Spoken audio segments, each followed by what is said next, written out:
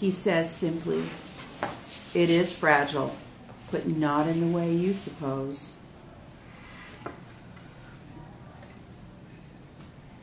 There's a knock at the door, and the capital man sticks his head in. "Her mother wants to know if you want tea."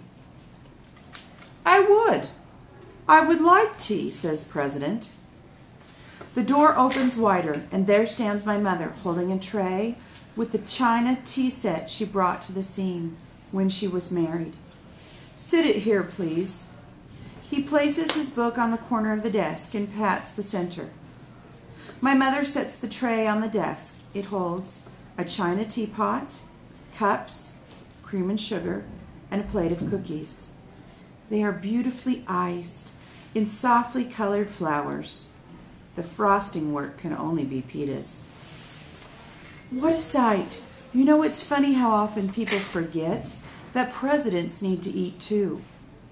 President Snow says charmingly, "Well, it seems to relax my mother a bit anyway." Can I get you anything else? I can cook something more substantial if you're hungry," she offers. "Oh no, this could not be more perfect, thank you," he says, clearly dismissing her. My mother nods, shoots me a glance, and goes. President Snow pours the tea for both of us and fills his with cream and sugar, then takes a long time stirring. I sense he has had his say and is waiting for me to respond. I didn't mean to start uprisings," I tell him. "I believe you. It doesn't matter. Your stylist turned out to be prophetic with his wardrobe choice, Katniss Everdeen, the girl who was on fire.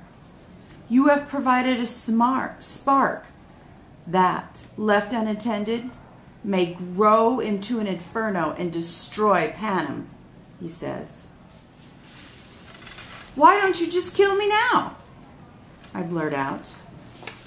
"Publicity? Or publicly?" he asks. "That would only add fuel to the flames." "Arrange an accident," I say. "Who would buy it?" he asks. "Not you, if you were watching." "Then just tell me what you want me to do, and I'll do it," I say. If only it were that simple.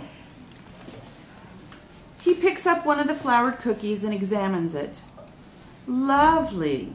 Your mother made these?" "Peta." It is and for the first time I find I can't hold his gaze. I reach for my tea but set it back down when I hear the cup rattling against the saucer. To cover, I quickly take a cookie. "Peta, how is the love of your life?" he asks. "Good," I say. "And at what point did he realize the exact degree of your indifference?" he asks, dipping his cookie into his tea. I'm not indifferent," I say. But perhaps not taken with the young man as you would have the country believe," he says. "Who says I'm not?" I say. "I do," says the president. "And I wouldn't be here if I were the only person who had doubts. How's that handsome cousin of yours?" I don't know.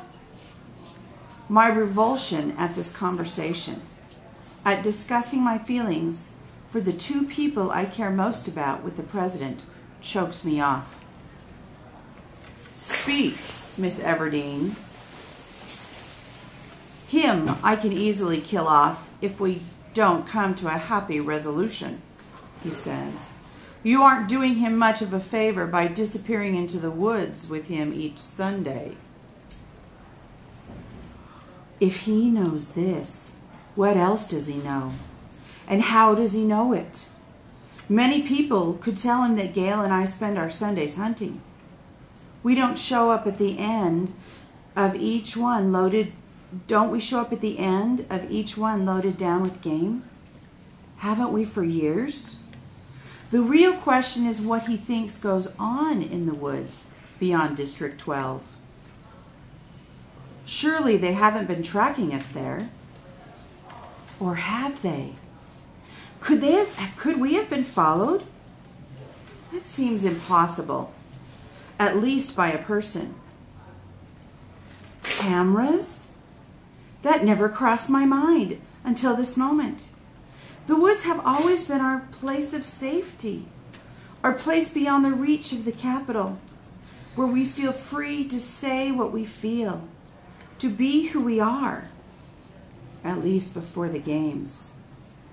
If we've been watched since, what have they seen?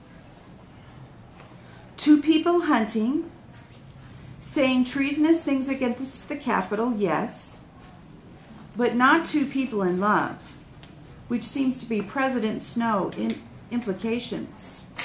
We are safe on that charge, unless it only happened once.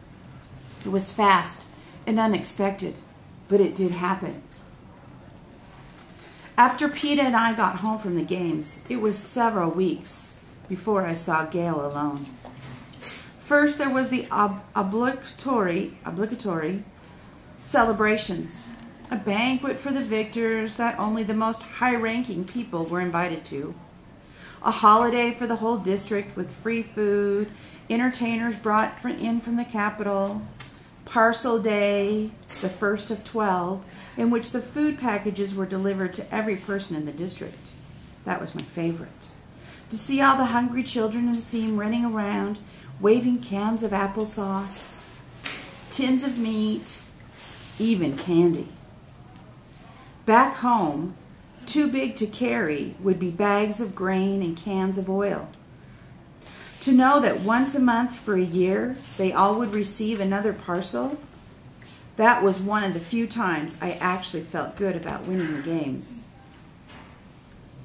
So between the ceremonies and the events and the reporters documenting my every move, as I presided and thanked and kissed Peta for the audience, I had no privacy at all. After a few weeks, things died down. The camera crews and the reporters packed up and went home. Peta and I assumed the cool relationship we've had ever since. My family settled into our house in Victor Village. The everyday life of District 12, workers to the mines, kids to the school, resumed at a usual pace.